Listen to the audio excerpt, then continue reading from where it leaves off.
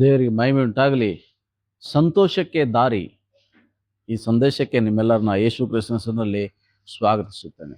ಇವತ್ತು ಮನುಷ್ಯ ಸಂತೋಷಕ್ಕಾಗಿ ವಿವಿಧ ದಾರಿಗಳನ್ನ ಆತನು ಕಂಡು ಹಿಡಿದುಕೊಂಡಿದ್ದಾನೆ. ಸಂತೋಷಕ್ಕಾಗಿ ಅನೇಕರು ಬಾರ್ಗಳಿಗೆ, ಪಬ್ಗಳಿಗೆ ಹೋಗ್ತಾ ಇದ್ದಾರೆ ಸಂತೋಷ ಪಡಲಿಕ್ಕೆ, ಮದ್ಯಪಾನವನ್ನು ಮಾಡಿ ಸಂತೋಷ ಪಡಲಿಕ್ಕೆ. ಇನ್ನೂ ಹಲವಾರು ಜನರು ಸಿನಿಮಾ ಥಿಯೇಟರ್ಗಳಿಗೆ ಸಿನಿಮಾ ನೋಡ್ಲಿಕ್ಕೆ ಹೋಗ್ತಾ ಇದ್ದಾರೆ. ಇನ್ನೂ ಕೆಲವರು ಸಮಾಧಾನಕ್ಕೋಸ್ಕರ, ಸಂತೋಷಕ್ಕೋಸ್ಕರ ಒಬ್ಬಂಟಿಯಾಗಿ ನಾನು ಎಲ್ಲಾದ್ರೂ ದೂರ ಹೋಗ್ಬೇಕಂತೇಳಿ ಅನೇಕ ಯಾತ್ರೆಗಳನ್ನು ಅವ್ರು ಮಾಡ್ತಾ ಇದ್ದಾರೆ, ಟ್ರಿಪ್ ಮಾಡ್ತಾ ಇದ್ದಾರೆ.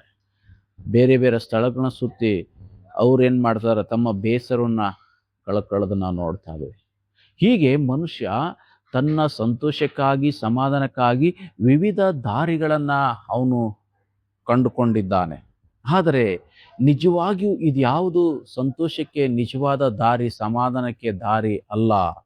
ಆದರೆ ದೇವ್ರ ವಾಕ್ಯ ಹೇಳ್ತಾ ಇದೆ, ನಿಜವಾಗಿರ್ತಕ್ಕಂಥ ಸಂತೋಷ ಸಮಾಧಾನಕ್ಕೆ ಒಂದು ದಾರಿಯನ್ನು ತೋರಿಸ್ತಾ ಇದೆ.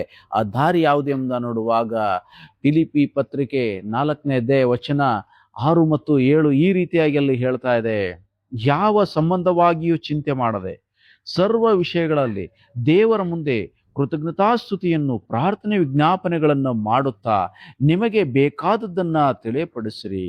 ಆಗ ಎಲ್ಲಾ ಗ್ರಹಿಕೆಯನ್ನು ಮೀರುವ ದೇವರ ಶಾಂತಿಯು ನಿಮ್ಮ ಹೃದಯಗಳನ್ನು, ಯೋಚನೆಗಳನ್ನು ಕ್ರಿಸ್ತ ಯೇಸುವಿನಲ್ಲಿ ಕಾಯುವುದು ಎಂಬುದರ ಕುರಿತಾಗಿಲ್ಲಿ ನೋಡ್ತಾ ಇದೆ. ಅಂದ್ರೆ ನಿಜವಾಗಿರ್ತಕ್ಕಂಥ ಸಂತೋಷ, ಸಮಾಧಾನಕ್ಕೆ ದಾರಿ ಯಾವುದಪ್ಪ ಅಂತಂದ್ರೆ, ಮೊದಲನೇದಾಗಿ ದೇವರ ವಾಕ್ಯ ಹೇಳ್ತದೆ, ಯಾವ ಸಂಬಂಧವಾಗಿ ಚಿಂತೆ ಮಾಡದೇ ಇರತಕ್ಕಂಥದ್ದು.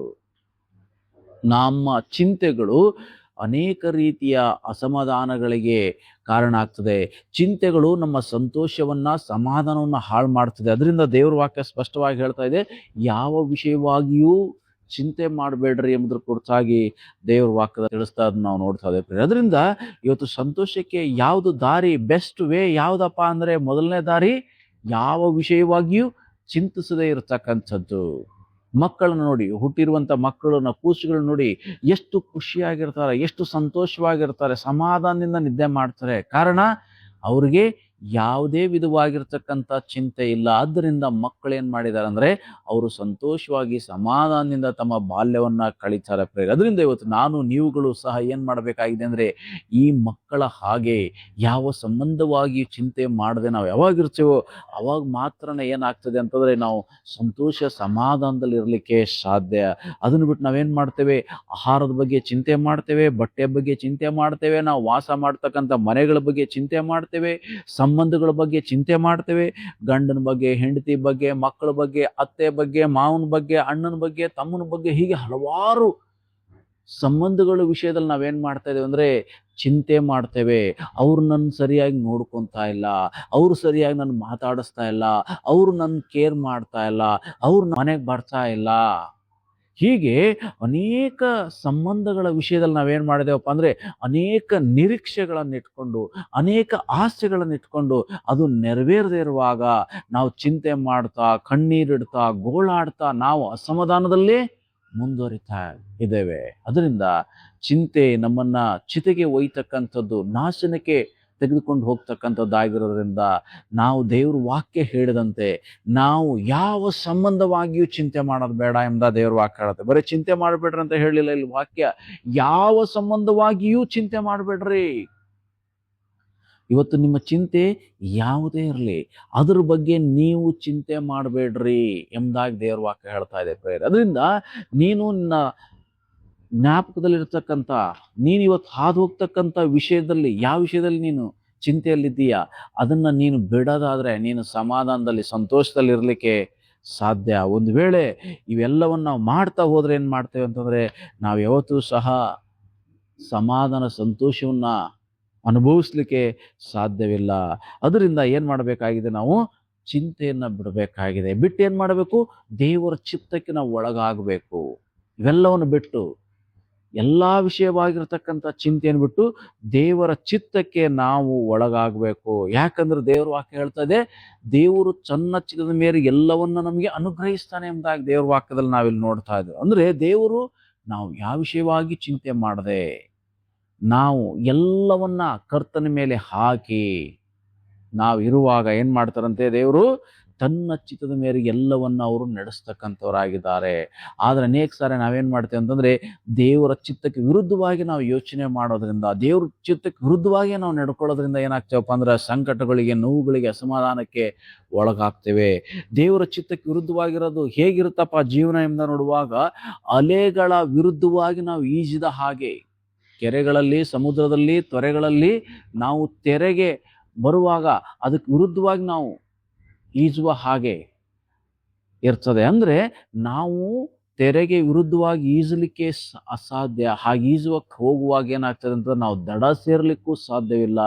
ಅದು ಏನ್ ಮಾಡ್ತದೆ, ನಮ್ಮ ನೀರಲ್ಲೇ ಮುಳುಗಿಸೋದು, ನಮ್ಮನ್ನ ನಾಶ ಮಾಡ್ತಕ್ಕಂಥದ್ದಾಗಿದೆ. ಅದು ನಾಶನವನ್ನು ತರ್ತಕ್ಕಂಥದ್ದಾಗಿದೆ. ಯಾವುದು? ದೇವರ ಚಿತ್ತಕ್ಕೆ ವಿರುದ್ಧವಾಗಿ ಜೀವಿಸ್ತಕ್ಕಂಥದ್ದು, ದೇವರ ಚಿತ್ತಕ್ಕೆ ವಿರುದ್ಧವಾಗಿ ನಾವು ನಡ್ಕೊಳ್ತಕ್ಕಂಥದ್ದು. ಅದರಿಂದ ಎಲ್ಲಾ ವಿಷಯಗಳು ನಾವೇನ್ ಮಾಡಬೇಕಾಗಿದೆ ಅಂದ್ರೆ ದೇವರ ಚಿತ್ತಕ್ಕೆ ನಮ್ಮನ್ನ ಒಪ್ಪಿಸ್ಕೊಟ್ಟು ಜೀವಿಸ್ಬೇಕಾಗಿದೆ. ಯಾಕಂತಂದ್ರೆ ದೇವರು ತನ್ನ ಚಿತ್ತವನ್ನ ನೆರವೇರಿಸ್ತಕ್ಕಂಥವನಾಗಿದ್ದಾನೆ. ಇಲ್ಲಿ ಯಾವುದು ನಮ್ಮ ಇಚ್ಛೆಯಂತೆ ನಡೆಯೋದಿಲ್ಲ ಪ್ರಿಯರೇ. ಇಲ್ಲಿ ಯಾವುದೂ ನಮ್ಮ ಇಚ್ಛೆಯಂತೆ ನಡೆಯೋದಿಲ್ಲ, ಯಾವುದೂ ನಮ್ಮ ಚಿತ್ತದ ಪ್ರಕಾರ ನಡೆಯೋದಿಲ್ಲ. ಅದನ್ನ ನಾವೇನ್ ಮಾಡ್ಬೇಕಂದ್ರೆ ಮೊದಲು ನಾವು ಅರ್ಥ ಮಾಡ್ಕೋಬೇಕು, ಗಮನಿಸ್ಬೇಕು. ನಿನ್ನ ಯೋಚನೆಗಳು ಸಾವಿರಾರು, ಆದರೆ ನಿನ್ನ ಯೋಚನೆಗಳು ಯಾವುದೂ ಸಹ ನಡೆಯೋದಿಲ್ಲ. ಯಾಕಂತಂದ್ರೆ ಆತನು ಆಗಲೇ ನಾವು ಹುಟ್ಟುವುದಕ್ಕಿಂತ ಮುಂಚೆಯೇ ನಮ್ಮ ಬಗ್ಗೆ ಯೋಚನೆ ಮಾಡಿದಂಥವನು, ಯೋಜನೆಯನ್ನ ರೂಪಿಸಿದವನು ಆತನಾಗಿರೋದ್ರಿಂದ ಆತನು ತನ್ನ ಚಿತ್ತದ ಮೇರೆಗೆ ನಮ್ಮನ್ನು ನಡೆಸ್ತಕ್ಕಂಥವನಾಗಿದ್ದಾನೆ. ಅದರಿಂದ ನಾವೇನ್ ಮಾಡಬೇಕಾಗಿದೆ, ನಮ್ಮನ್ನು ನಾವು ದೇವರ ಹಸ್ತಕ್ಕೆ ಒಪ್ಪಿಸ್ಕೊಟ್ಟು, ಸ್ವಾಮಿ ನೀನು ಹೇಗೇ ನಡೆಸು, ನಾನು ನಡೀತೇನೆ, ನಿನ್ನ ಚಿತ್ತದ ಮೇರೆಗೆ ನಾನು ನಡೆಸು ಎಂಬುದಾಗಿ ನಾವೇನ್ ಮಾಡಬೇಕಾಗಿದೆ ಅಂತಂದ್ರೆ ನಮ್ಮನ್ನು ನಾವು ದೇವರ ಹಸ್ತಕ್ಕೆ ಒಪ್ಪಿಸ್ಕೊಟ್ಟು ಏನ್ ಮಾಡಬೇಕಾಗಿದೆ, ನಡಿಬೇಕಾಗಿದೆ. ಹೇಗೆ ಅಂತಂದ್ರೆ ಒಂದು ಹಾಡು ನನಗೆ ಜ್ಞಾಪಕ ಬರ್ತಾ ಇದೆ. ಏನಂತಂದ್ರೆ ಈ ರೀತಿಯಾಗಿದೆ ಹಾಡಿನ ಲೈನ್ಗಳು. ನೀಯಲ್ಲೇ ನಡೆಸಿದರು, ನೀಯಲ್ಲೇ ನಡೆಸಿದರು, ನೀಯಲ್ಲೇ ನಡೆಸಿದರು, ನಿನ್ನ ಜೊತೆ ಹಿಂಬಾಲಿಸುವೆ, ನಿನ್ನ ಜೊತೆ ಹಿಂಬಾಲಿಸುವೆ, ಕಷ್ಟದಲ್ಲಿ ನಡೆಸಿದರು, ದುಃಖದಲ್ಲಿ ನಡೆಸಿದರು, ಕಷ್ಟ ದುಃಖದಲ್ಲಿ ನಡೆಸಿದರು, ನಿನ್ನ ಜೊತೆ ಹಿಂಬಾಲಿಸುವೆ, ನಿನ್ನ ಜೊತೆ ಹಿಂಬಾಲಿಸುವೆ. ಹೀಗೆ ಈ ಒಂದು ಹಾಡಿನಲ್ಲಿ ಹೇಳಾಗೆ, ನೀ ಎಲ್ಲೇ ನಡೆಸಿದ್ರು ನಾನು ನಡೀತೀನಿ ಸ್ವಾಮಿ ಎಂಬುದಾಗಿ ಏನ್ ಮಾಡ್ಬೇಕಾಗಿದೆ, ನಮ್ಮನ್ನು ನಾವು ದೇವರಸ್ತಕ್ಕೆ ಸಂಪೂರ್ಣವಾಗಿ ಬಿಟ್ಕೊಟ್ಟು ಏನ್ ಮಾಡ್ಬೇಕಾಗಿದೆ, ನೀ ನಡೆಸಿದ ಹಾಗೆ ನಡೆಸು ಎಂಬುದಾಗಿ ನಾವು ನಡಿಬೇಕಾಗಿದೆ. ಅಂದ್ರೆ ತೆರೆಗಳು ಹೇಗೆ ಹೋಗುತ್ತೋ ಹಾಗೆ ನಾವು ಹೋಗ್ಬೇಕು. ದೇವರ ಯೋಜನೆಗಳು ತೆರೆಯ ರೀತಿಯಲ್ಲಿ ನಮ್ಮ ಜೀವನದಲ್ಲಿ ಹಾದು ಹೋಗ್ತಾ ಇರುವಾಗ ಆ ತೆರೆಗಳ ಜೊತೆಗೇ ನಾವು ಹೋಗ್ಬೇಕು. ಅದಕ್ಕೆ ವಿರುದ್ಧವಾಗಿ ಹೋಗುವಾಗ ನಾವು ನೋವು ಸಂಕಟಗಳನ್ನ ಅನುಭವಿಸ್ತೇವೆ ಪ್ರಿಯರೇ. ಅದರಿಂದ ನಾವೇನ್ ಮಾಡ್ಬೇಕಾಗಿದೆ, ಇಲ್ಲಿ ವಚನ ಹೇಳ್ತಾ ಇದೆ, ಅಲ್ಲಿ ಮುಂದುವರಿಸಿ ಸರ್ವ ವಿಷಯಗಳಲ್ಲಿ ನಾವೇನ್ ಮಾಡ್ಬೇಕಾಗಿದೆ ಅಂತಂದ್ರೆ ದೇವರಿಗೆ ಕೃತಜ್ಞತಾ ಸ್ತುತಿ ಮಾಡ್ಬೇಕು. ಯಾವ ಸಂಬಂಧವಾಗಿ ಚಿಂತೆ ಮಾಡದೆ ಏನ್ ಮಾಡ್ಬೇಕಾಗಿದೆ, ದೇವರ ಯೋಜನೆಗೆ ಒಳಗಾಗಿ ನಾವೇನ್ ಮಾಡ್ಬೇಕಾಗಿದೆ ಅಂತಂದ್ರೆ ದೇವರಿಗೆ ಕೃತಜ್ಞತಾ ಸ್ತುತಿಯನ್ನ ನಾವು ಮಾಡಬೇಕಾಗಿದೆ. ಎಲ್ಲ ವಿಷಯಗಳಿಗಾಗಿ ನಾವು ದೇವರಿಗೆ ಸ್ತುತಿಸ್ಬೇಕು. ಇವತ್ತು ನೀನು ಹಾದು ಹೋಗ್ತಕ್ಕಂಥ ಕಷ್ಟ ಯಾವುದೇ ಇರಲಿ, ನಿನ್ನ ಕಣ್ಣೀರು ಯಾವುದೇ ಇರಲಿ, ಅವೆಲ್ಲವುಗಳ ಮಧ್ಯೆ ನೀನು ದೇವ್ರನ್ನ ಸ್ತುತಿಸ್ಬೇಕು. ಸ್ತುತಿಸುವಾಗಲೇ ಏನಾಗ್ತದೆ ಅಂತಂದ್ರೆ ದೇವರ ಕಾರ್ಯ ನಿನ್ನ ಜೀವನದಲ್ಲಿ ನೋಡ್ಲಿಕ್ಕೆ ಸಾಧ್ಯ. ಅದರಿಂದ ನಾವೇನ್ ಮಾಡಬೇಕಾಗಿದೆ, ನಾವು ಹಾದು ಹೋಗ್ತಕ್ಕಂಥ ಸ್ಥಿತಿ ಎಂಥದ್ದೇ ಇರಲಿ, ಆ ಎಲ್ಲಾ ಸ್ಥಿತಿಗಳಲ್ಲಿ ನಾವು ದೇವರಿಗೆ ಕೃತಜ್ಞತಾ ಸ್ತುತಿ ಮಾಡಬೇಕು, ದೇವರನ್ನ ಆರಾಧಿಸ್ಬೇಕು. ಆಗ ಏನಾಗ್ತದೆ ಅಂತಂದ್ರೆ ನಾವು ನಿಜವಾದ ಸಂತೋಷವನ್ನ, ನಿಜವಾದ ಸಮಾಧಾನವನ್ನು ಹೊಂದಿಕೊಳ್ಳಲಿಕ್ಕೆ ಸಾಧ್ಯ. ಅದರಿಂದ ಸರ್ವ ವಿಷಯಗಳಲ್ಲಿ ನಾವೇನ್ ಮಾಡಬೇಕಾಗಿದೆ, ದೇವರಿಗೆ ಕೃತಜ್ಞತಾ ಸ್ತುತಿ ಮಾಡ್ಬೇಕು, ದೇವ್ರಿಗೆ ಸ್ತೋತ್ರ ಮಾಡ್ಬೇಕು. ದೇವ್ರು ಒಂದ್ ವೇಳೆ ಕಣ್ಣೀರು ಕೊಟ್ಟಿದ್ದಾನೆ, ಅವತ್ತು ನಾವು ಸ್ತೋತ್ರ ಮಾಡೋಣ. ಸ್ವಾಮಿ ಇವತ್ತು ನೀನು ನನಗೆ ಕೊಟ್ಟಂತ ಈ ಕಣ್ಣೀರಿಗಾಗಿ ಸ್ತೋತ್ರ, ಈ ದುಃಖಕ್ಕಾಗಿ ಸ್ತೋತ್ರ, ಈ ಮುಳ್ಳಿಗಾಗಿ ಸ್ತೋತ್ರ, ನನ್ನ ಜೀವಿತದಲ್ಲಿ ಇಟ್ಟಿರ್ತಕ್ಕಂಥ ಈ ಬಾಧೆಗಳಿಗಾಗಿ ಸ್ತೋತ್ರ ಅಂತ ಹೇಳಿ ಏನ್ ಮಾಡಬೇಕಾಗಿದೆ, ಪ್ರತಿದಿನ ನಾವು ದೇವರಿಗೆ ಆರಾಧಿಸಬೇಕಾಗಿದೆ. ಸರ್ವ ವಿಷಯಗಳಲ್ಲಿ ದೇವರಿಗೆ ಕೃತಜ್ಞತೆಯನ್ನು ನಾವು ಸಲ್ಲಿಸಬೇಕಾಗಿದೆ. ಯಾಕಂದ್ರೆ ನಾವು ದೇವ್ರ ವಾಕ್ಯದಲ್ಲಿ ನೋಡ್ತಾ ಇದ್ದೇವೆ, ಭಕ್ತರೆನ್ನಿಸಿಕೊಳ್ಳುವವರೆಲ್ಲರೂ ಸಹ ಹೀಗೆ ಜೀವಿಸಿದರು, ದೇವ್ರನ್ನ ಪ್ರೀತಿಸುವವರೆಲ್ಲರೂ ಹೀಗೆ ಜೀವಿಸಿದರು. ಅವರ ಜೀವಿತದ ಎಲ್ಲಾ ವಿಧವಾದ ಕಠಿಣ ಪರಿಸ್ಥಿತಿಗಳಲ್ಲಿ ಅವ್ರು ಏನ್ ಮಾಡಿದ್ರು ಅಂದ್ರೆ ಎಲ್ಲಾ ವಿಷಯಗಳಲ್ಲಿ ದೇವರಿಗೆ ಕೃತಜ್ಞತಾ ಸ್ತುತಿಯನ್ನ, ಪ್ರಾರ್ಥನೆ ವಿಜ್ಞಾಪನೆಗಳನ್ನ ಅವ್ರು ಮಾಡಿದ್ರು ಎಂಬುದಾಗಿ ದೇವ್ರ ವಾಕ್ಯದಲ್ಲಿ ನಾವು ನೋಡ್ತಾ ಇದ್ದೇವೆ ಪ್ರೇರೆ. ಅದರಿಂದ ನಾವೇನು ಮಾಡಬೇಕಾಗಿದೆ, ಆ ಭಕ್ತರ ಹಾಗೆ ನಾವು ಜೀವಿಸಬೇಕಾಗಿದೆ. ನಿಜವಾಗಿ ದೇವ್ರನ್ನ ನಾವು ಪ್ರೀತಿಸುವಂಥವ್ರು, ನಿಜವಾಗಿಯೂ ಭಕ್ತರು ನಾವು ಆಗಿರೋದಾದರೆ ಎಲ್ಲ ವಿಷಯಗಳಲ್ಲಿ ದೇವರಿಗೆ ಕೃತಜ್ಞತಾ ಸ್ತುತಿಯನ್ನು ಮಾಡಬೇಕು. ಪೌಲ ಸೀಲರ ಬಗ್ಗೆ ನಾವು ನೋಡುವಾಗ ಅವರು ದೇವರ ವಾಕ್ಯದ ನಿಮಿತ್ತ ಸೆರೆಯಲ್ಲಿ ಹಾಕಲ್ಪಟ್ಟಿದ್ದಾರೆ. ಅಲ್ಲಿ ಸಹ ದೇವರನ್ನ ಅವರು ಆರಾಧಿಸೋದ್ರ ಬಗ್ಗೆ, ಸ್ತೋತ್ರ ಗೀತೆಯನ್ನು ಹಾಡೋದ್ರ ಬಗ್ಗೆ ನಾವಲ್ಲಿ ನೋಡ್ತಾ ಇದ್ದೇವೆ. ಆಗೇನಾಗ್ತದೆ, ದೊಡ್ಡ ಕಾರ್ಯ ಅವ್ರ ಜೀವಿತದಲ್ಲಿ ನಡೆಯೋದ್ರ ಬಗ್ಗೆ ನಾವು ನೋಡ್ತಾ ಇದ್ದೇವೆ. ಯೋಬನ ಜೀವಿತದಲ್ಲಿ ನಾವು ನೋಡ್ತಾ ಇದ್ದೇವೆ. ಯೋಬನ ಏನ್ ಮಾಡಿದ್ನು, ಉಚ್ಚ ದೇಶದಲ್ಲಿ ತುಂಬಾ ಶ್ರೀಮಂತನಾಗಿರ್ತಕ್ಕಂಥ ವ್ಯಕ್ತಿ, ಒಂದೇ ದಿನದಲ್ಲಿ ಎಲ್ಲ ಆಸ್ತಿ ಅಂತಸ್ತು ಮಕ್ಕಳು ಹೆಂಡತಿ ಎಲ್ಲರನ್ನ ಎಲ್ಲವನ್ನ ಕಳ್ಕೊಂಡಿರ್ತಕ್ಕಂಥ ಯೋಬನ್ ಏನ್ ಮಾಡ್ತಾನೆ, ನಿರಾಶೆಗೊಳಗಾಗ್ಲಿಲ್ಲ, ದುಃಖಕ್ಕೊಳಗಾಗ್ಲಿಲ್ಲ, ಸೋತ್ ಹೋಗ್ಲಿಲ್ಲ. ಬದಲಾಗಿ ಆತನ ಏನ್ ಮಾಡ್ತಾ ಇದ್ದಾನೆ ಅಂತಂದ್ರೆ, ಆತನ ಜೀವಿತದಲ್ಲಿ ಉಂಟಾದಂತ ಈ ಒಂದು ಸ್ಥಿತಿಗಾಗಿ ಆತನ ಬಗ್ಗೆ ನಾವು ನೋಡ್ತಾ ಇದ್ದೇವೆ, ಆತನು ದೇವರಿಗೆ ಸ್ತೋತ್ರ ಮಾಡಿದ್ನೆ ಎಂಬುದಾಗಿ ನಾವು ನೋಡ್ತಾ ಇದ್ದೇವೆ. ಯೋಬನ ಗ್ರಂಥ 1ನೇ ಅಧ್ಯಾಯ ವಚನ 21 ಈ ರೀತಿಯಾಗಿ ಹೇಳ್ತಾ ಇದ್ದಾನೆ ಆತನು, ನಾನು ಏನೂ ಇಲ್ಲದವನಾಗಿ ತಾಯಿ ಗರ್ಭದಿಂದ ಬಂದೆನು, ಏನೂ ಇಲ್ಲದವನಾಗಿ ಗತಿಸಿ ಹೋಗುವೆನು. ಯೆಹೋವನೇ ಕೊಟ್ಟನು, ಯೆಹೋವನೇ ತೆಗೆದುಕೊಂಡನು, ಯೆಹೋವನ ನಾಮಕ್ಕೆ ಸ್ತೋತ್ರವಾಗಲಿ. ನೋಡಿ ಎಂತ ಮಾತು ಪ್ರೇರೆ. ಉಚ್ಚ ದೇಶದಲ್ಲಿ ಶ್ರೀಮಂತನಾಗಿರ್ತಕ್ಕಂಥ ವ್ಯಕ್ತಿ, ಅವನು ಐಶ್ವರ್ಯವೆಲ್ಲವನ್ನ ಒಂದೇ ದಿನದಲ್ಲಿ ಕಳೆದುಕೊಂಡಿದ್ದಾನೆ. ಆತನ ಮಕ್ಕಳು ಸಹ ಏನ್ ಮಾಡ್ತಾ ಇದಾರೆ, ಸತ್ತು ಹೋಗ್ತಾ ಇದಾರೆ. ಒಂದೇ ದಿನದಲ್ಲಿ ತನಗಿದ್ದಂಥ ಎಲ್ಲಾ ಮಕ್ಕಳು ಸಹ ಏನಾಗ್ತಾ ಇದ್ದಾರೆ, ಸತ್ತು ಹೋಗ್ತಾ ಇದ್ದಾರೆ. ಅವನ ಹೆಂಡತಿಯೂ ಸಹ ಏನ್ ಮಾಡ್ತಾಳೆ, ಅವಳೂ ಸಹ ಬಿಟ್ಟು ಹೋಗೋದನ್ನ ನಾವು ನೋಡ್ತಾ ಇದ್ದೇವೆ ಪ್ರೇರೆ.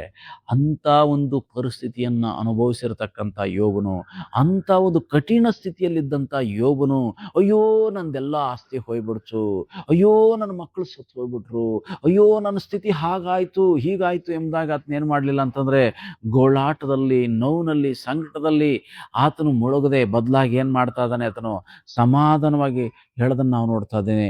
ನಾನು ಏನೂ ಇಲ್ಲದವನಾಗಿ ತಾಯಿ ಗರ್ಭದಿಂದ ಬಂದೆ, ಏನೂ ಇಲ್ಲದವನಾಗಿಯೇ ಗತಿಸಿ ಹೋಗ್ತಾನೆ. ಯೆಹೋವನೇ ಕೊಟ್ಟನು, ಯೆಹೋವನ ತೆಗೆದುಕೊಂಡನು, ಯೆಹೋವನ ನಾಮಕ್ಕೆ ಸ್ತೋತ್ರವಾಗಲಿ ಎಂದಾಗ ಆತನು ಹೇಳುವಾಗ ಎಂಥ ಮಾತು ಪ್ರೇರೆ ಇದು. ಅಂತ ಒಂದು ಭಕ್ತಿ, ಅಂತ ಒಂದು ನಂಬಿಕೆ, ಅಂತ ಒಂದು ತಾಳ್ಮೆ ನಮ್ಮ ಜೀವಿತದಲ್ಲಿ ಬಹಳ ಮುಖ್ಯ ಪ್ರೇರೆ. ಹೀಗೆ ಇವತ್ತು ನಿಮ್ಮ ಸ್ಥಿತಿ ಎಂಥದ್ದೇ ಇರಲಿ, ಈ ಎಲ್ಲಾ ಸ್ಥಿತಿಗಳಲ್ಲಿ ಯೋಬನ ಹಾಗೆ ನಾವೇನ್ ಮಾಡಬೇಕಾಗಿದೆ ಅಂತಂದ್ರೆ, ದೇವರನ್ನ ನಾವು ಪ್ರೀತಿಸಬೇಕು, ದೇವರಿಗೆ ಕೃತಜ್ಞತಾ ಸ್ತುತಿ ಮಾಡಬೇಕು. ದೇವ್ರ ನಮಗೆ ಹಾದು ಹೋಗ್ಲಿ ಕೊಟ್ಟಂತ ಎಲ್ಲಾ ಪರಿಸ್ಥಿತಿಗಳಲ್ಲಿ ನಾವು ದೇವರಿಗೆ ಸ್ತುತಿಸುವಾಗ, ದೇವರಿಗೆ ನಾವು ಕೃತಜ್ಞತಾ ಸ್ತುತಿ ಮಾಡುವಾಗ, ದೇವರು ನಿಜವಾಗಿಯೂ ದೊಡ್ಡ ಕಾರ್ಯವನ್ನು ನಮ್ಮ ಜೀವಿತದಲ್ಲಿ ಮಾಡ್ಲಿಕ್ಕಿದ್ದಾನೆ. ಯೋಬನ ಗ್ರಂಥದ ಕೊನೆಯ ಅಧ್ಯಾಯದಲ್ಲಿ ನಾವು ನೋಡ್ತಾ ಇದ್ದೇವೆ, ಯೆಹೋವನು ಏನ್ ಮಾಡ್ತಾ ಇದ್ದಾನೆ, ಯೋಬನ ದುಸ್ಥಿತಿಯನ್ನು ಹೋಗಲಾಡಿಸಿ 2ರಷ್ಟಾಗಿ ಆಶೀರ್ವದಿಸಿದನು ಎಂಬುದಾಗಿ ನಾವು ನೋಡ್ತಾ ಇದ್ದೇವೆ ಪ್ರೇರೆ. ಅದರಿಂದ ಆತನ ಪರಿಸ್ಥಿತಿಯನ್ನ ದೇವರು ಬದಲಾಯಿಸಿದ್ರು, ಕಳ್ಕೊಂಡಿರ್ತಕ್ಕಂಥ ಎಲ್ಲದಕ್ಕೂ 2 ಪಟ್ಟಾಗಿ ಆತನಿಗೆ ಆಶೀರ್ವದಿಸಿದ್ರು ಎಂಬುದಾಗಿ ನಾವು ನೋಡ್ತಾ ಇದ್ವಿ. ಕಾರಣ ಇಷ್ಟೇ, ಆತನ ಜೀವಿತದ ಎಲ್ಲಾ ಪರಿಸ್ಥಿತಿಗಳಲ್ಲಿ ಏನ್ ಮಾಡಿದ್ರು ಅಂತಂದ್ರೆ, ದೇವರಿಗೆ ಆತನ ಕೃತಜ್ಞತಾ ಸ್ತುತಿಯನ್ನು ಮಾಡಿದ್ರು. ಹೀಗೆ ನಾವು ಯಾವಾಗ ಸರ್ವ ವಿಷಯಗಳಲ್ಲಿ ದೇವರಿಗೆ ಕೃತಜ್ಞತಾ ಸ್ತುತಿ ಮಾಡ್ತೀವೋ, ಆಗ ನಾವು ಸಮಾಧಾನದಿಂದ ಇರಕ್ಕೆ ಸಾಧ್ಯ, ಸಂತೋಷವಾಗಿರ್ಲಿಕ್ಕೆ ಸಾಧ್ಯ. ಹಾಗೆ ಕೊನೆಯದಾಗಿ ಓದಂತ ವಚನದಲ್ಲಿ ಕೊನೆಯ ಭಾಗದಲ್ಲಿ ನೋಡ್ತಾ ಇದ್ದೇವೆ, ನಿಮಗೆ ಬೇಕಾದದ್ದನ್ನ ತಿಳಿಸಿರಿ. ಚಿಂತೆ ಮಾಡದೆ ನಾವು ದೇವನ ಯೋಜನೆಗೊಳಗಾಗಿ ಸರ್ವ ವಿಷಯಗಳಲ್ಲಿ ದೇವರಿಗೆ ಕೃತಜ್ಞತಾ ಸ್ತುತಿಯನ್ನು ಮಾಡುವಾಗ ಮಾತ್ರಲ್ಲ, ಇವೆಲ್ಲ ಮಾಡಿಬಿಟ್ಟು ನಾವೇನ್ ಮಾಡ್ಬೇಕಾಗಿದೆ, ಕೊನೆಯದಾಗಿ ನಮಗೆ ಬೇಕಾದದ್ದನ್ನ ತಿಳಿಸ್ಬೇಕಾಗಿದೆ. ಯಾರಿಗೆ? ದೇವರಿಗೆ. ನಮಗೆ ಬೇಕಾದದ್ದನ್ನ ಕರ್ತನಿಗೆ ನಾವು ತಿಳಿಸುವಾಗ ಏನ್ ಮಾಡ್ತಾನಂತೆ, ಅಲ್ಲಿ ವಚನ ಹೇಳ್ತದೆ, ಆಗ ನಿಮ್ಮ ಹೃದಯಗಳಲ್ಲಿ ಶಾಂತಿ ಸಮಾಧಾನವನ್ನು ಕೊಟ್ಟು ನಿಮ್ಮನ್ನ ಆತನು ಕಾಯ್ತಾನೆ ಎಂಬುದಾಗಿ ನಾವು ನೋಡ್ತಾ ಇದ್ದೇವೆ ಪ್ರೇರೆ. ಈ ಕಾರ್ಯಗಳನ್ನ ಮಾಡುವಾಗ ನಾವಿಗೇನಾಗ್ತದೆ, ಸಮಾಧಾನವ ಸಿಗ್ತದೆ, ಸಂತೋಷ ಸಿಗ್ತದೆ. ಅದನ್ನು ಬಿಟ್ಟು ಎಲ್ಲವನ್ನೂ ನಾವೇ ಹೊತ್ತುಕೊಂಡು ಎಲ್ಲವುಗಳಿಗಾಗಿ ನಾವೇ ಚಿಂತೆ ಮಾಡ್ತಾ ಯೋಚಿಸ್ತಾ ಇದ್ರೆ ನಾವು ದುಃಖದಲ್ಲಿಯೇ ಗತಿಸಿ ಹೋಗ್ತಕ್ಕಂಥವ್ರು, ಚಿತೆಗೆ ಸೇರ್ತಕ್ಕಂಥವ್ರು ಆಗಿದ್ದೇವೆ ಪ್ರೇರೆ. ಆದ್ದರಿಂದ ನಮ್ಮನ್ನು ನಾವು ದೇವರಷ್ಟಕ್ಕೆ ಒಪ್ಪಿಸಿಕೊಡೋಣ. ಪ್ರಭು, ನಾನು ನಿಜವಾಗಿರುವಂಥ ಸಮಾಧಾನ, ಶಾಂತಿಯನ್ನು ನಾನು ಇಹ ಪರಗಳಲ್ಲಿ ಹೊಂದ್ಕೊಳ್ಬೇಕು ಸ್ವಾಮಿ. ಆ ಹೊಂದ್ಕೊಳ್ಳಿಕ್ಕೆ ನಿನ್ನ ವಾಕ್ಯ ತಿಳಿಸಿದ ಬೆಳಕಿನಲ್ಲಿ ನಾನು ನಡಿಬೇಕು ಸ್ವಾಮಿ. ನನ್ನ ಎಲ್ಲಾ ಚಿಂತಾಭಾರವನ್ನ ನಿನ್ನ ಮೇಲೆ ಹಾಕಿ ನಾನು ನೆಮ್ಮದಿಯಾಗಿರ್ಲಿಕ್ಕೆ ಸಹಾಯ ಮಾಡು. ಯಾವ ವಿಷಯವಾಗಿಯೂ ಯಾವ ಸಂಬಂಧವಾಗಿ ಚಿಂತೆ ಮಾಡದೆ ಸರ್ವ ವಿಷಯಗಳಲ್ಲಿ ಕೃತಜ್ಞತಾಸ್ತುತಿಯನ್ನು, ಪ್ರಾರ್ಥನೆ, ವಿಜ್ಞಾಪನೆಯನ್ನು ಮಾಡುತ್ತಾ ನನಗೆ ಬೇಕಾದದ್ದನ್ನು ನಾನು ನಿನಗೆ ತಿಳಿಪಡಿಸುತ್ತಾ ನಾನು ಸಮಾಧಾನದಲ್ಲಿ ಶಾಂತಿಯಲ್ಲಿ ಮುಂದುವರಿಯಲಿಕ್ಕೆ ನನಗೆ ಆತ್ಮನ ಸಹಾಯ ಕೊಡು. ಎಂಬುದಾಗಿ ನಾವು ಪ್ರಾರ್ಥಿಸೋಣ. ಪ್ರೀತಿಯ ಕರ್ತನೇ, ಈ ಒಂದು ಸಮಯಕ್ಕಾಗಿ ನಿಮಗೆ ಮಹಿಮೆ ಸ್ವಾಮಿ. ಸಂತೋಷ ಸಮಾಧಾನಕ್ಕೆ ನಿಜವಾದ ದಾರಿ ನಿನ್ನ ವಾಕ್ಯದಲ್ಲಿ ನಮಗೆ ತೋರಿಸಿದ್ದೀರಿ, ಸ್ತೋತ್ರ. ಅದರಿಂದ ಸ್ವಾಮಿ, ನಾವು ಯಾವ ವಿಷಯದಲ್ಲಿಯೂ ಚಿಂತೆ ಮಾಡದೆ ಇರಲಿಕ್ಕೆ ನಮಗೆ ನಿನ್ನ ಆತ್ಮ ಸಹಾಯ ಕೊಡು. ನಾವಿವತ್ತು ಅನೇಕ ವಿಷಯಗಳಲ್ಲಿ ನಾವು ಕಠಿಣ ಪರಿಸ್ಥಿತಿಗಳಲ್ಲಿ ಕಣ್ಣೀರಿನಲ್ಲಿ ನಾವು ಹಾದು ಹೋಗ್ತಾ ಇದ್ದೇವೆ ಸ್ವಾಮಿ. ಈ ಕಣ್ಣೀರಿನಲ್ಲಿ ಕಠಿಣ ಪರಿಸ್ಥಿತಿಯಲ್ಲಿಯೂ ಸ್ವಾಮಿ ನಾವು ಸಂತೋಷವಾಗಿರಲಿಕ್ಕೆ, ನಮ್ಮ ಆತ್ಮ ಸಂತೋಷದಿಂದಿರಲಿಕ್ಕೆ, ಸಮಾಧಾನದಿರಲಿಕ್ಕೆ ನಮ್ಮ ಆತ್ಮವನ್ನು ನೀನು ಸಂತೈಸಬೇಕಾಗಿ ನಿಮ್ಮಲ್ಲಿ ನಾವು ಪ್ರಾರ್ಥಿಸ್ತೇವೆ. ನಮಗೇನು ಬೇಕು ಏನು ಬೇಡ ಎಲ್ಲ ಗೊತ್ತಿದೆ ಸ್ವಾಮಿ. ಅದಕ್ಕಾಗಿ ಸ್ತೋತ್ರ. ಹೀಗೆ ನಮ್ಮ ಎಲ್ಲ ಬೇಕು ಬೇಡುಗಳನ್ನು ಬಲ್ಲಾತನ ದೇವರೇ, ನಮ್ಮೆಲ್ಲರ ಪರಿಸ್ಥಿತಿಗಳನ್ನ ಬದಲಾಯಿಸು. ನಾವೆಲ್ಲರೂ ಹಾದು ಹೋಗ್ತಕ್ಕಂಥ ಸ್ಥಿತಿಗಳನ್ನು ನಿನಗೆ ಗೊತ್ತಿದೆ ಸ್ವಾಮಿ, ಬದಲಾಯಿಸು. ನಿನ್ನ ವಾಕ್ಯದಲ್ಲಿ ನೋಡ್ತಾ ಇದ್ದೇವೆ ಸ್ವಾಮಿ, ಎಲ್ಲವುಗಳ ಅಂತ್ಯ ಹತ್ತಿರವಾಗಿದೆ ಎಂಬುದಾಗಿ. ಅದರಿಂದ ಸ್ವಾಮಿ, ನಾವು ಹಾದು ಹೋಗ್ತಕ್ಕಂಥ ಎಲ್ಲ ಪರಿಸ್ಥಿತಿಗಳ ಸಮಯ ಹತ್ತಿರವಾಗಿದೆ, ಅಂತ್ಯ ಹತ್ತಿರವಾಗಿದೆ. ಅದಕ್ಕಾಗಿ ನಾವು ನಿಮ್ಮನ್ನು ಮಹಿಮೆ ಮಾಡುತ್ತೇವಪ್ಪ. ಅದರಿಂದ ಸ್ವಾಮಿ, ಎಲ್ಲ ವಿಷಯಗಳಿಗಾಗಿ ನಿಮ್ಮನ್ನು ನಾವು ಸ್ತುತಿಸುತ್ತಾ ಕೃತಜ್ಞತಾ ಭಾವದಿಂದ ಮುಂದೆ ಸಾಗಕ್ಕೆ, ನಿನ್ನ ವಾಕ್ಯ ತೋರಿಸಿದ ದಾರಿಯಲ್ಲಿ ಬೆಳಕಿನಲ್ಲಿ ನಾವು ಒಬ್ಬೊಬ್ಬರು ಜೀವಿಸಿ ನಿನ್ನಿಂದ ಆಶೀರ್ವಾದ ಹೊಂದಿಕೊಳ್ಳಿಕ್ಕೆ ಸಹಾಯ ಮಾಡು. ಈ ಸಂದೇಶ ಆಲಿಸಿದ ಪ್ರತಿಯೊಬ್ಬರನ್ನ ಆಶೀರ್ವಾದ ಮಾಡಪ್ಪ. ಇವರ ಎಲ್ಲ ನೋವು, ಸಂಕಟ, ದುಃಖಗಳ ಮಧ್ಯದಲ್ಲಿ ಇವರಿಗೆ ಹೊಸ ದಾರಿಯನ್ನು ತೋರಿಸಿದ್ದಕ್ಕಾಗಿ ಸ್ತೋತ್ರ. ನೀನು ತೋರಿಸಿದ ದಾರಿಯಲ್ಲಿ ನಡೆಯುವುದಕ್ಕೂ ಆ ಮೂಲಕ ಸಮಾಧಾನ, ಶಾಂತಿಯನ್ನು, ಸಂತೋಷವನ್ನು ಕಂಡುಕೊಳ್ಳುವಂತೆ ಕೃಪೆ ಮಾಡು. ನಿನ್ನ ವಾಕ್ಯವನ್ನು ಕಳಿಸಿ ಇವರಿಗೆ ಬೇಕಾದಂಥ ಬಲವನ್ನು ನಿನ್ನ ಅನುಗ್ರಹಿಸಬೇಕಾಗಿ ನಿನ್ನಲ್ಲಿ ನಾವು ಕೇಳ್ಕೊಳ್ತಾ ಇದ್ದೇವೆ. ಹಾಗೆ ಮಾಡೋ ದೇವರಾಗಿರೋದಕ್ಕಾಗಿ ಸ್ತೋತ್ರ. ಯೇಸು ಕ್ರಿಸ್ತನ ಹೆಸರಿನಲ್ಲಿ ಪರಿಶುದ್ಧಾತ್ಮ ಸಹಾಯದೊಂದಿಗೆ ಪ್ರಾರ್ಥಿಸ್ತೇವೆ ಪರಲೋಕ ತಂದೆಯೇ, ಆಮೇನ್. ದೇವರಿಗೆ ಮಹಿಮೆ ಉಂಟಾಗಲಿ. ಈ ಸಂದೇಶ ನಿಮಗೆ ಆಶೀರ್ವಾದಕರವಾಗಿದ್ದರೆ, ಈ ಸಂದೇಶ ಅನೇಕರಿಗೆ ಅಗತ್ಯತೆ ಎಂಬುದಾಗಿ ನೀವು ನೆನೆಸೋದಾದರೆ, ಇತರರಿಗೆ ಇದನ್ನು ಶೇರ್ ಮಾಡಿಕೊಳ್ಳೋದ್ರ ಮೂಲಕ ಇತರರನ್ನು ಸಹ ನೀವು ಕರ್ತನ ವಾಕ್ಯದಲ್ಲಿ ಬಲಪಡಿಸಬೇಕಾಗಿ ವಿನಂತಿಸಿಕೊಳ್ತೇನೆ. ದೇವರು ನಿಮ್ಮನ್ನು ಆಶೀರ್ವದಿಸಲಿ. ಆಮೇನ್.